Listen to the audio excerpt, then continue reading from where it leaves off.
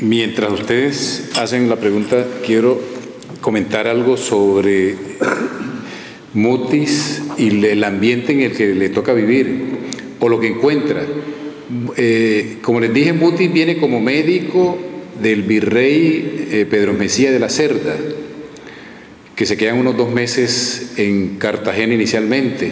Se va a Turbaco, los que conocen a Colombia saben que cerca de Cartagena está Turbaco a 20 minutos, y desde allá se ve el mar y es muy fresco ante el clima de 38 grados centígrados que tiene Cartagena.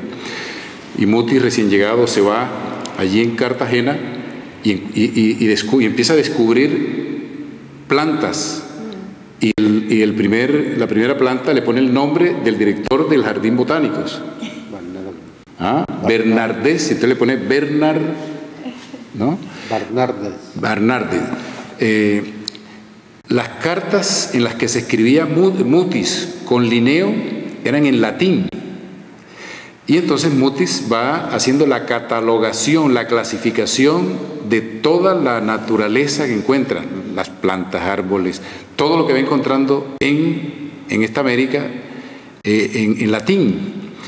Esta es una parte que me parece interesante. El virrey le recibe el cargo a José Solís, era el virrey anterior.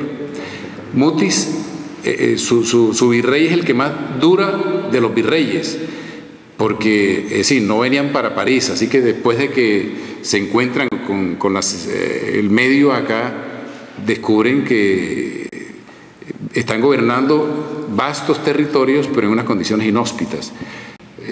Pedro Mesía de la Cerda es virrey de 1761, que es cuando llegan en noviembre, a 1773, 11, 12 años. Fue el que más duró como virrey, Pedro Mesía de la Cerda. Y a quien él le recibe, José Solís, le entrega, le dice: aquí te entrego las cuentas. Estaba en bancarrota, entre otras cosas, en bancarrota porque es que no había muchos recursos. Lo que había aquí eran los impuestos que los españoles le aplicaban a los productos, y el máximo renglón de ingreso era el del aguardiente. 200.000 pesos de esa época es lo que produce. Son cosas anecdóticas interesantes que se producen alrededor de esto. Pero además de eso,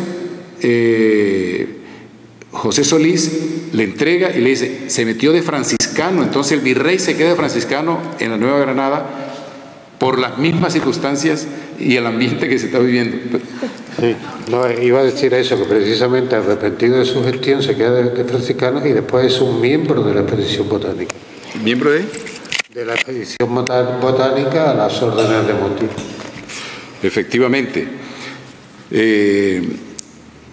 Hay muchas asociaciones aquí alrededor de Mutis. Estamos hablando de la América de finales del siglo XVIII, 1700 y pico.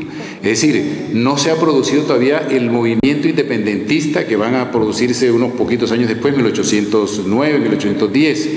De manera que el tiempo es muy anterior a la llegada de todos estos gritos y toda esta epopeya. Humboldt viene con un francés, porque en París tenían un gran instituto, a darle la vuelta al mundo en un velero. Y entonces pensaban llegar a Chagres y terminan en Cartagena. Entonces les recomiendan: si usted va para el sur del continente, lo mejor es que se vaya por tierra a Guayaquil y siga, porque claro, no existía el canal de Panamá. De manera que a mí me parece que es una aventura maravillosa imaginarnos todo lo que era esa América India de 20 millones de habitantes en esos momentos. Colombia no tenía, la Nueva Granada no tenía 2 millones siquiera de habitantes. Los recursos. Los ingleses vienen a sitiar a Cartagena, ya habían llegado los holandeses y los franceses a sitiar a Cartagena, de manera que necesitaban recursos del virrey, y estaban en Bogotá, de manera que estos virreyes tienen que decidir. Bueno, Jiménez de Quesada funda la capital de la Nueva Granada en Santa Fe, en un páramo distante 50 días de a caballo y en lancha hasta Cartagena, en donde tienen que defenderla, y los recursos para construir las murallas, es decir, tienen que pedirle a Madrid, y Madrid estaba en esa época pues con las dificultades económicas, de manera que tenía que ser muy creativos estos virreyes, y toda esa epopeya le corresponde vivirla a Mutis. Anécdotas tiene muchísimas, ¿no? Como, por ejemplo, él descubre una planta que se cree que es un remedio contra las mordeduras de serpientes, ¿no? Entonces, ¿cómo experimentar esta planta? Dice, bueno, vamos a hacer una cosa. Él propone, el virrey, dice, hay gente que está condenada a muerte. Vamos a hacer una cosa, si alguien se quiere someter voluntario, le aplicamos el guaco, concretamente se llama la planta, le aplicamos el guaco, y si es efectivo, que lo dejen vivir. Efectivamente, es así, el guaco hoy ya está reconocido como un antiofídico, se lo aplican y esta persona pues sigue viviendo, ¿no? O sea, cosas de ese tipo, anécdotas tiene montones, ¿no? Descubre el té de Bogotá. El té de Bogotá es una planta que es distinta al té de las Indias, pero que sin embargo tiene las mismas propiedades. Bueno, no se ha explotado adecuadamente, pero todavía existen factorías de té de Bogotá, algunas de las factorías de té de Bogotá en Colombia. Madera, pues analizaba todo tipo de maderas para el jardín botánico, envió grandes colecciones de maderas para el jardín botánico. La viruela, hizo un estudio muy profundo sobre los problemas de las fiebres y al final introdujo la viruela. ¿Qué más? Es que son tantos y tantos los campos científicos que tocó que es muy difícil. El sistema de extracción de plata, que antes era un sistema arcaico y complicado, él lo moderniza y hace venir a los mejores metalurgistas que había en aquel momento y moderniza todo el sistema de extracción de plata. Una cosa muy curiosa. El idioma de los indios, años antes, pues unos años antes se había decretado que se eliminara. Sin embargo, él esconde, sin que nadie lo supiera, un montón de escritos de toda la gramática de todas las lenguas hindúes. Entonces,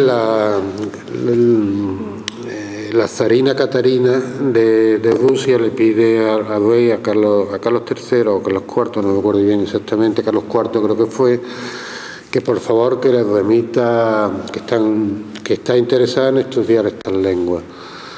No sabían a qué recurrir, puesto que toda la documentación se había perdido.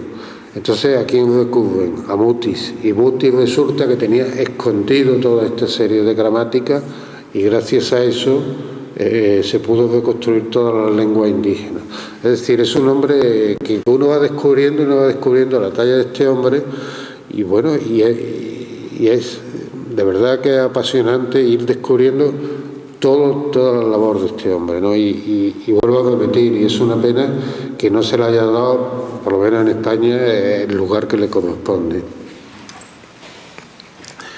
A mí me parece que los españoles se han dormido frente a lo que pudieran aprovechar de Mutis, porque este es ministro egipcio del Imperio Alemán del 1870 que estuvo en Bogotá. Escribió 3 biografías, hizo 3 grandes trabajos, uno sobre Mutis, el otro sobre Codazzi, y los ingleses con la leyenda negra le hicieron mucho daño a España y dejaron a Mutis, que era el gran sabio español, para mostrar. ¿Por qué digo esto? Porque los colombianos o en América, en la escuela siempre nos hablaban sobre los españoles y el papel que cumplieron en el descubrimiento, colonia, conquista, colonización y demás. En el caso colombiano, por ejemplo, después del grito de independencia, el proceso que se produce de organización del Estado, la patria boba, discutiendo si íbamos a tener gobierno centralista o federalista. 1819 empieza Bolívar. Y en eso hay un periodo que se llama la patria boba, que es discutiendo, ¿va a ser gobierno centralista o federalista? Entre tanto, España se reacomoda y envía a Pedro Murillo, que llamaban el pacificador, y entonces entra a Cartagena y fusila a una gran cantidad de personajes, entre esos unos alumnos de Mutis. Caldas muere fusilado por las tropas de Pedro de Morillo, de pacificador le llamaban. Entonces, ahí se pierde una gran figura.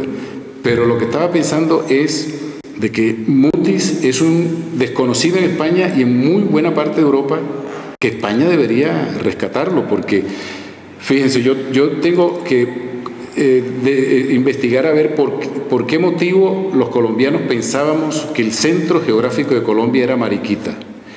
En Mariquita, Tolima, es un municipio en donde Mutis organiza la sede de su trabajo investigativo. La expedición botánica va con todos sus alumnos, y desde allí empiezan a hacer el estudio de la fauna, de la flora de todo el país en Mariquita. Y durante mucho tiempo nosotros teníamos idea de que el centro geográfico de Colombia era Mariquita. Yo no sé si es que pensábamos que Mutis porque Mutis allí estableció el centro de investigaciones, o porque él lo dijo. Mutis estableció el paralelo de Bogotá, por ejemplo, con base en instrumentos de madera creados por él, ¿no? Entonces, eso es admirable. Hoy en día sabemos por los estudios de los satélites de que el centro geográfico de Colombia está en los llanos, en un municipio que se llama Puerto López, ¿no? En Manacasías, ¿sí? Pero esa es una curiosidad que yo tengo. Así que Mutis es la referencia para la Nueva Granada en mensura, es decir, con Humboldt medían cuál era la circunferencia de la Tierra. Entonces, por esa razón, a 20 minutos de Quito está un monumento allá y todos estos personajes están allí. Entonces, los españoles tienen que rescatar esta figura y porque está a la altura de un Humboldt, de un Linneo, ¿no? De un Codazzi. Es un trabajo que queda para Julián. Hay un señor, ¿no?, ahí que quiere hacer una pregunta. Bueno, nosotros realmente tenemos dos preguntas. Bueno. Muy bien. Yo me voy a referir a algo que usted me parece a mí que pronunció, si no es mal, y voy a empezar por aquí. Johannes Kepler era astrónomo y era astrólogo. La astrología, obsérvese que yo la voy a clasificar. Era más astrónomo que astrólogo, ¿no? Sí. ¿Era? Astrónomo más que astrólogo. Sí. Hay algunos escritos de él sobre astrología, pero lo que yo quiero decir específicamente, y yo la voy a clasificar como un conjunto doctrinario, ni siquiera como ciencia, pretende establecer la relación entre la vida en la Tierra y los planetas y las constelaciones. La astrología como tal, hasta el día de hoy, no se le ha podido dar un cuerpo de ciencia como tal, y es solo en el siglo pasado que el astrofísico soviético Alexander Chizhevsky empieza a establecer las relaciones entre la radiación solar y la vida en la Tierra. A mí me pareció que usted dijo que cuando Mutis organizó las ciencias en Colombia, me pareció, si no oí mal, que dijo que él había organizado la astronomía y después dijo astrología. No, astrología no. Astronomía sí. Él en aquel momento todos los sistemas de Newton, todo el de Kepler y todos los grandes, o sea, incluso en contra de la Inquisición, tiene enfrentamientos con la Inquisición por todos estos, porque él creía en estos grandes astrónomos y filósofos de aquella época. Tuvo dos enfrentamientos graves con la Inquisición por ese tema. Para mí hubiese sido genial si hubiese logrado organizar la astrología como ciencia constituida en Colombia. Es que la astrología, perdóname, pero científicamente hoy día tampoco va muy lejos, ¿eh? Julián. Sí. Bueno. Sí, señor Cerrato, ¿cuánto tiempo le tomó escribir el libro? Unos 3 años aproximadamente.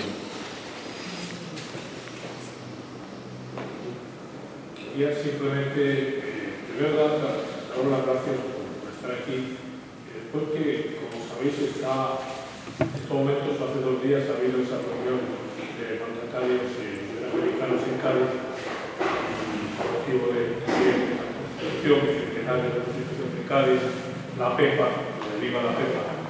Pero quería ir un poquito más, quería ver lo que estamos escuchando aquí, lo que estamos oyendo, que tenemos habéis hablado de la unidad que se está viendo ahora entre Iberoamérica y España. Y esto lo que estás haciendo tú, Rafael, pues es eso un poco, ¿no? Se decía, y lo dijo el rey hace 2 días, que España necesita más Iberoamérica, que hay que tener más Iberoamérica. Y eso es lo que estáis haciendo, esa unidad de unir a España con Iberoamérica. Y lo estáis haciendo en un momento en que en España, en vez de unirse, nos estamos dividiendo. Por desgracia, la situación española no es para estar contento en este momento, pero muchas gracias. ¿Puede decir algo de la vida personal y espiritual de Mutis? Bueno, era su vida personal es que prácticamente no tenía tiempo con tanto trabajo que tenía. Pero bueno, él sobre todo era un buen sacerdote y hay montones de documentos de que era un hombre con una gran fe. Un sacerdote católico convencido, vamos, él había estudiado los jesuitas y esa formación jesuítica la tenía muy arraigada. Él vino con su hermano menor, con Manuel, que murió. No, Manuel llegó después. Bueno, pero tuvo un hermano en Colombia acompañándolo. Ese apellido Mutis, ¿de dónde viene? ¿Él lo escogió cuando se hizo sacerdote? No. Mutis, como ha dicho, vamos a ver, el origen creo que es mallorquín, el origen. Sí, su papá Francisco, su abuelo Francisco era de Palma de Mallorca. Era de Palma de Mallorca, se trasladaron a Gibraltar, si yo no estoy confundido. La mamá, o sea, la abuela era de Gibraltar. Entonces, cuando Gibraltar cae en manos ingleses, se trasladan a Cádiz. Y en Cádiz ponen un negocio de libros. Y allí fue donde nace Celestino Mutis. ¿Dónde logró, en qué país usted pudo conseguir una información? ¿En Colombia o en España? Ya lo he dicho, en España 0. O sea, en España, por desgracia, mi país, tengo que confesarlo, me duele tener que decirlo. En Colombia, todo lo que he pedido, todo, y en tiempos como los que yo le exijo a mi editor, ya.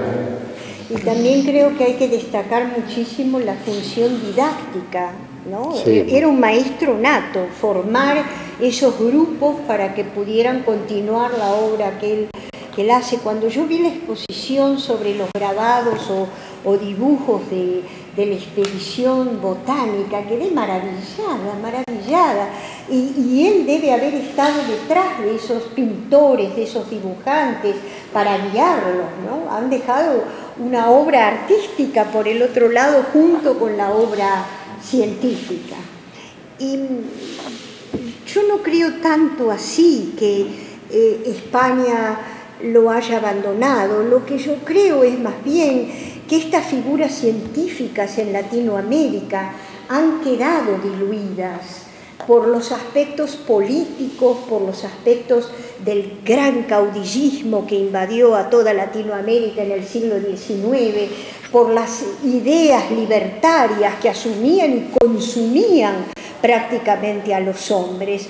Y eso desgraciadamente fue que hiciera que estas figuras científicas, que nunca la ciencia tiene el privilegio que tiene el arte o que tiene la literatura dentro del contexto histórico, hayan quedado de lado. Por eso la labor de Rafael de rescatarlo me parece encomiable. Sí. Yo recuerdo algo que siempre me decía mi papá cuando me hablaba de la historia de España. Mi papá es español.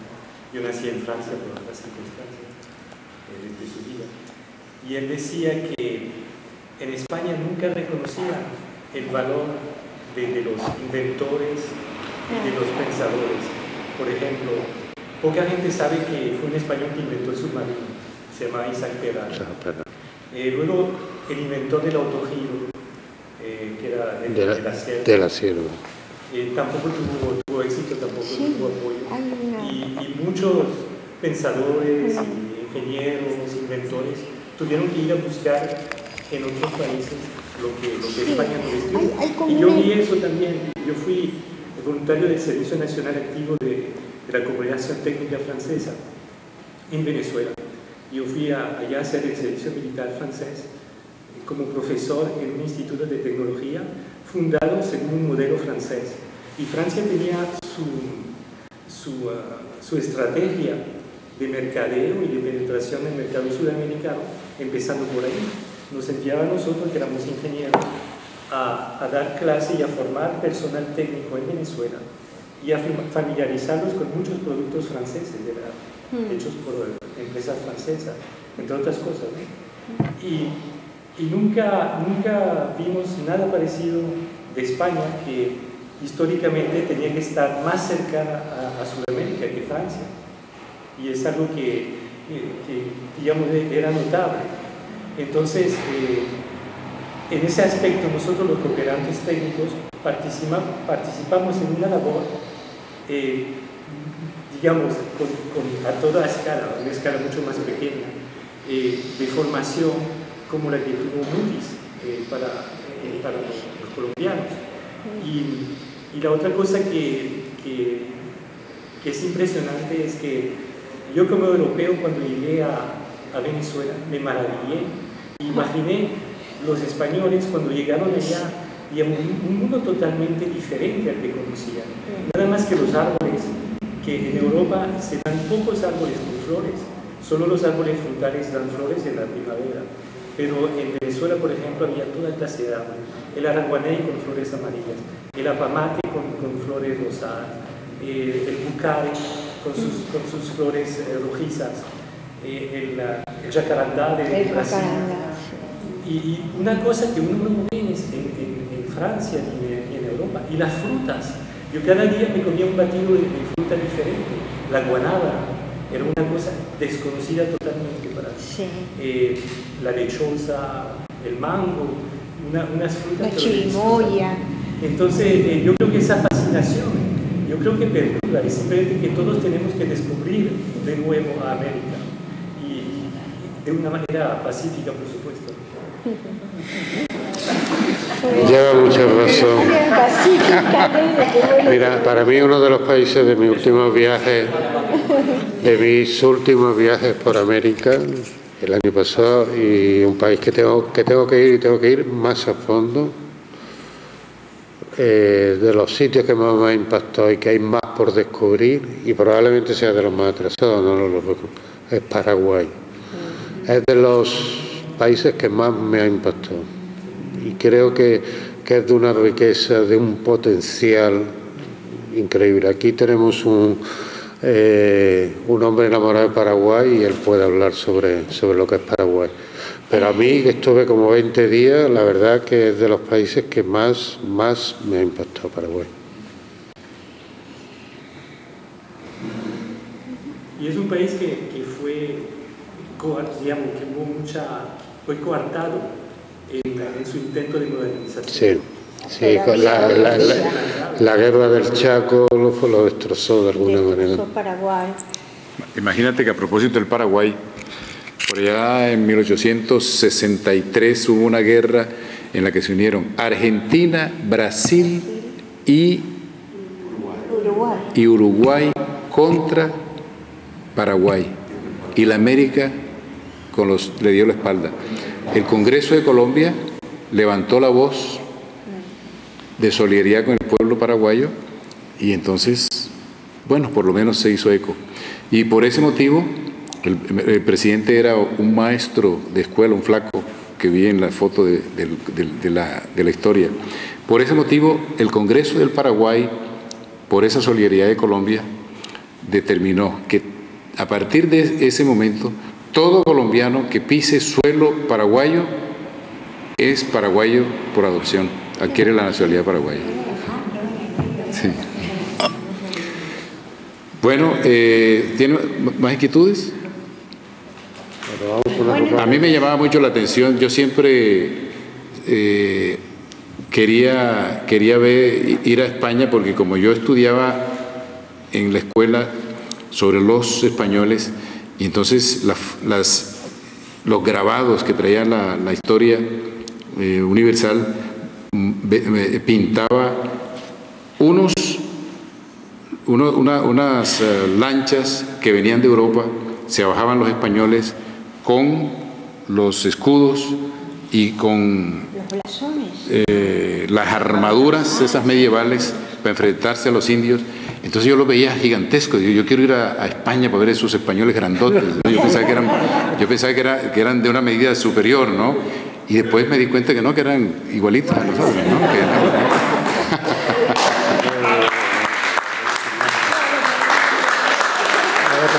Después me encontré a muchos españoles y decía, pero este español es igualito a un amigo mío que yo tengo en mi pueblo. Y pues claro, es que esos españoles vinieron a América y dejaron la semilla ahí, entonces son igualitos, ¿no? Así que, pero a mí me maravilla, pero este tipo yo lo he visto en Colombia. Y yo no sé si a ustedes les ha pasado, que van por pueblos en España y ven una persona y es idéntica a alguien que uno tiene en su pueblo. Pues claro, los estudiosos de la genética animal han descubierto, porque es más fácil, ustedes saben que un perro muere sí, el ser humano tiene un promedio de vida de 77 años, antes ya pasamos de los 100, ¿no? Pero bueno, en el animal es más fácil por la genética descubrir las generaciones, ¿no? Las etapas. Entonces, con el ser humano ocurre lo mismo. Tú eres igual a una antecesora tuya de varias generaciones, idéntica, se ha podido descubrir. Todos, ¿no? O sea, somos, si tú ves durmiendo a tu hija o a un niño con el pie cruzado y ves al abuelo, está durmiendo idéntico, son los mismos movimientos. Entonces, se ha estudiado el mapa genético y el ADN, y entonces se encuentra que somos casi que idénticos a varios tatarabuelos, ¿no? O sea, que nos vamos reproduciendo. Bueno, eso es lo que quiero decir, que uno en España encuentra gente igual. Una vez yo estaba en una calle de Jerusalén y vi un tipo vendiendo kibbe, y le hablé en español, y el tipo no me hablaba en español. Yo pensaba que era un paisano mío de Lorica, porque mi pueblo tiene la cultura árabe muy presente, ¿no? Mis compañeros eran Amin, Mansur, Hatim, Salemi, Abdalá, Buchaibe, árabes. Y los González, los primeros que fueron a hacer pan a mi pueblo, eran González que habían llegado de Sevilla. De Jaén, Campillo de Arena, eran los que hacían la panadería y así. Entonces, para mí ha sido muy interesante redescubrir Europa, que yo la tenía a la vuelta de mi casa, ¿no? ¿Dónde se puede conseguir el libro? ¿Dónde se está distribuyendo? Acá mismo. Aquí tenemos y se está distribuyendo por Amazon y por internet. Sí. Ahí en la mesa. Otra cosa, mencionaban las expediciones de Humboldt. Los franceses hicieron una expedición al Ecuador para medir el meridiano y de ahí determinaron el metro. Eso fue justo después de la Revolución Francesa. Bueno, y Bonpland era francés, acompañó a Humboldt en toda su travesía. Sí, él en la mitad del mundo, a 20 minutos de Quito, está ese monumento por donde pasa el cinturón de la tierra, ¿no? Ellos fueron los que establecieron eso. Pues muchas gracias en nombre de Rafael, de Adriana. Vamos a todos ustedes y al centro. Gracias a ustedes. Que disfruten el libro.